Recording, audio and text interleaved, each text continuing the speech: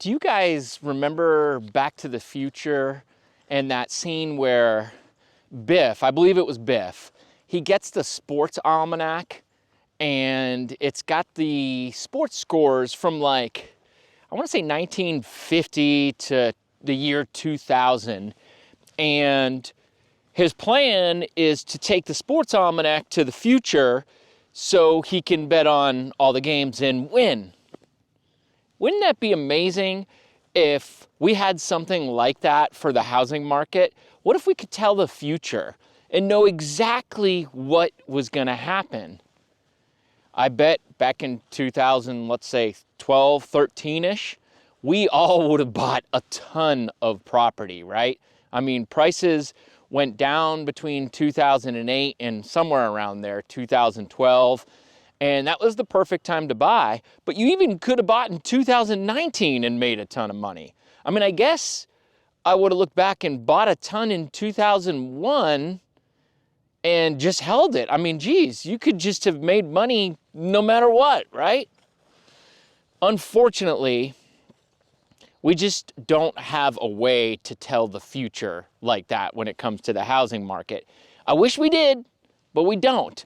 So people are forced to just make these guesses about what they think is going to happen. I think right now, since home prices went up so much, the guess everybody is making is that there's going to be some kind of crash, that we're going to see some kind of like major correction. And I don't know.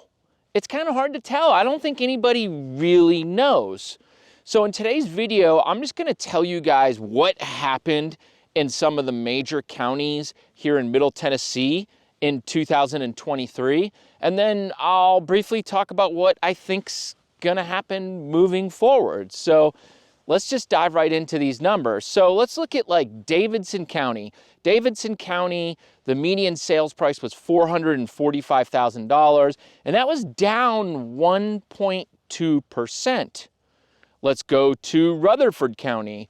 $410,000, down 2.4%. Rutherford County is one of the counties that got hit the hardest in 2023. I don't know why, it just did. I mean, I'm not sure why.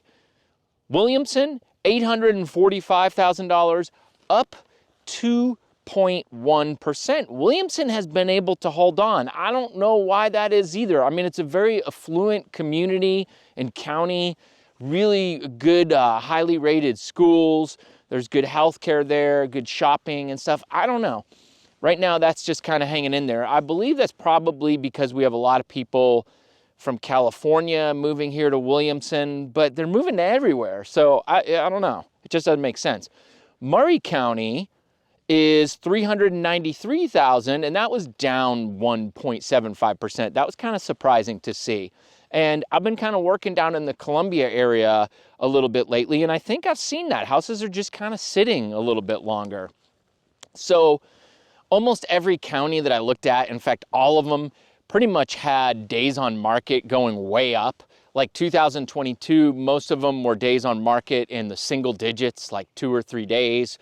2023, days on market was like 12, 13, 14, still like fairly low though. So what's going to happen moving forward in 2024? So first of all, no one really knows for sure. It all depends on a lot of like outside factors like interest rates, the economy in general, the stock market, employment. I mean, if unemployment rates go up, that could cause a lot of people to need to sell their homes. So there's a lot of factors in there that we just can't predict right now. I personally think that if everything keeps going as it is, interest rates are dropping right now, but let's just say they stay in this, I don't know, 5.5 to 6.5% range. Let's just say that unemployment pretty much kind of keeps going like it is. Inflation's coming down. Nothing that's crazy that jolts the market. I think we're just going to see a mixed bag here in the Middle Tennessee area. I think we're going to see some counties down a little bit, some counties up, and it's really hard to say. Like, I think if you were to look at, like, let's say Rutherford County, I said was down 2.4%. I guarantee there's some neighborhoods in Murray County that were up like 5% or 6%. So it just kind of depends on where. It's so, like, real estate is so hyper local, it's really hard to make a blanket statement. Like, for example, and maybe I'm biased because this is what I live in, but I feel like land is kind of still like sparse. So like houses that have some land, I think, are still going to be in high demand. I think they're kind of like special. And that's really why I invested in a house on some property. I feel like that's a pretty solid investment moving forward. I think if you're in like a run-of-the-mill neighborhood and a lot of the houses are the same and there's a lot of people selling and there's still some new construction going on in the neighborhood, you're probably going to be kind of flat and maybe down a little bit. And that's the thing, the builders are getting really aggressive, and that's hurting existing home sales.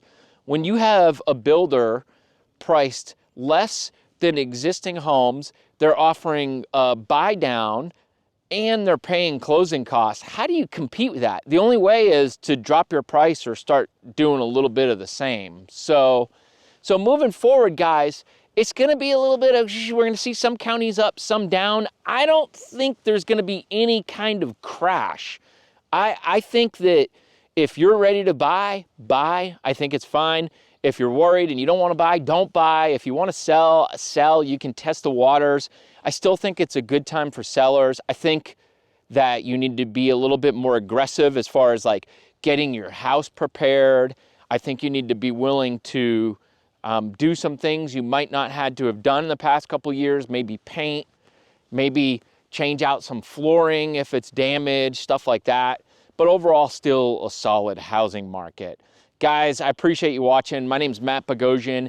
Go over to workwithmatt.com and schedule a 15-minute call with me, and we can talk about what your goals are with real estate, and maybe I can help you. Who knows? I'd love to. Thank you so much for watching, guys. I'll see you next time. Bye.